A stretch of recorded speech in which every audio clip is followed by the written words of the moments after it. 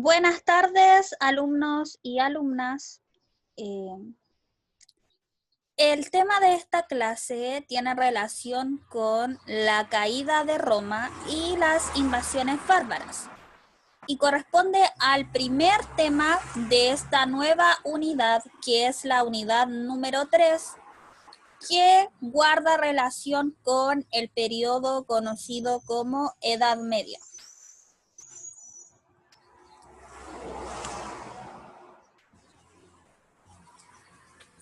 Para contextualizar un poco cómo se va a producir esta caída de Roma, tenemos que hacer mención a una serie de problemáticas que estaban afectando al Imperio Romano.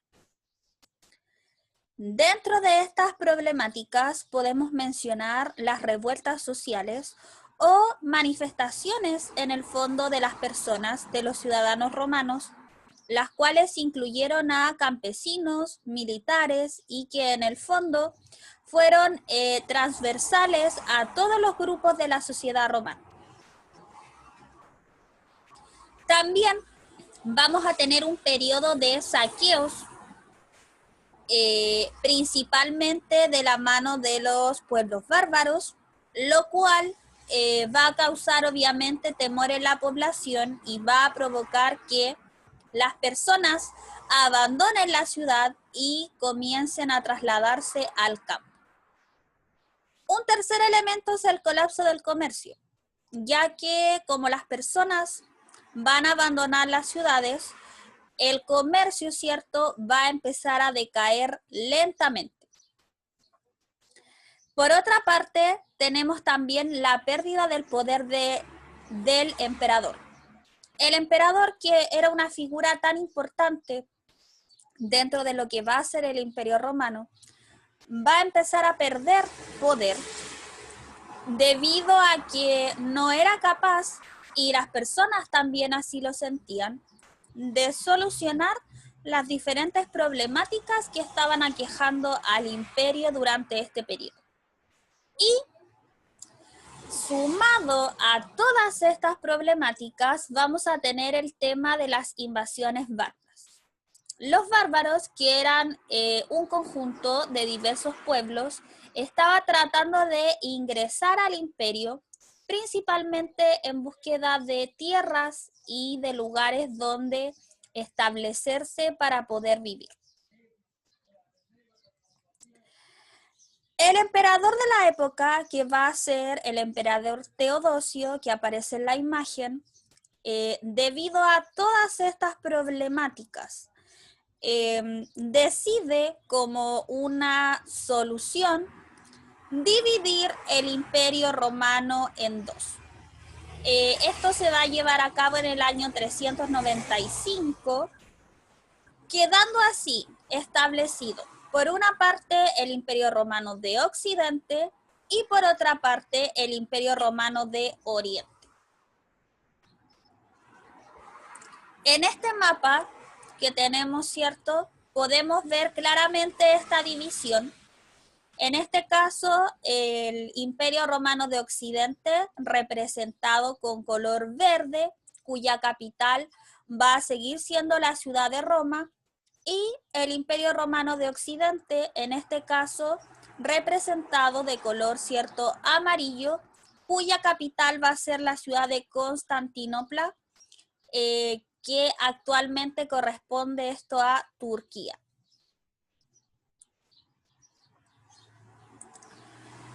Luego de esta división, los dos sectores del imperio, el oriental y el occidental, van a evolucionar de manera muy diferente.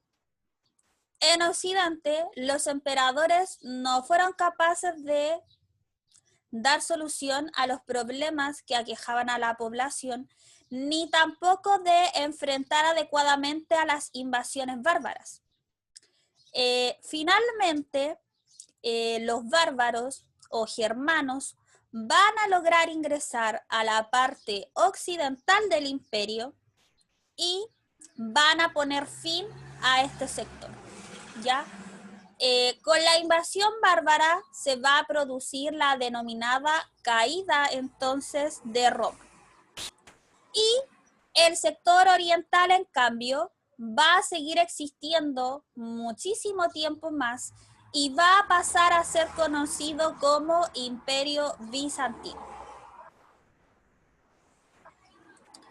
Bien, como comentábamos recién entonces, y aquí lo podemos ver claramente, ¿cierto?, en el mapa, las distintas flechas de colores que ahí aparecen representan a los distintos pueblos y hermanos o bárbaros, como eran llamados por los romanos, que van a ingresar, ¿cierto?, a este sector del imperio y lo van a invadir y al mismo tiempo, ¿cierto?, van a terminar instalándose en todo este sector que era parte del Imperio Romano.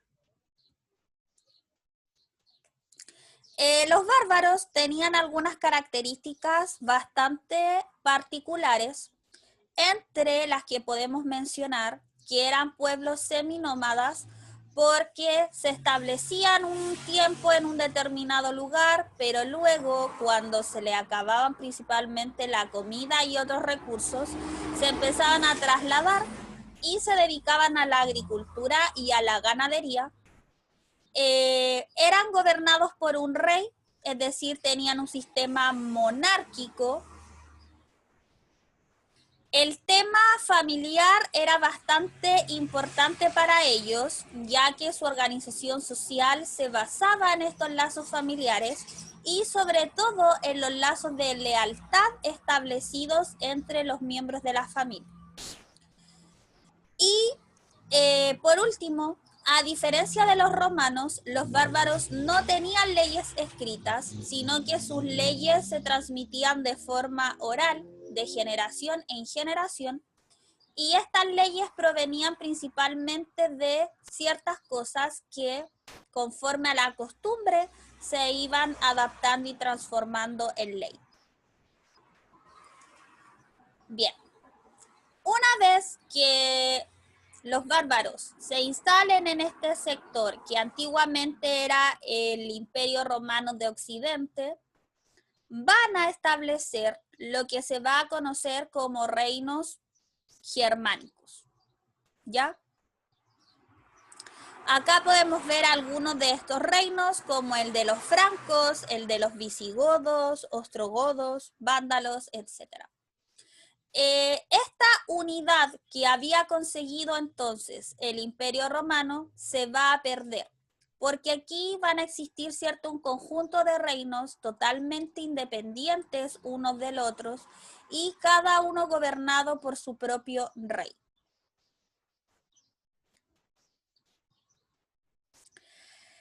Entre estos reinos que se van a conformar, va a destacar por sobre todo el reino de los francos.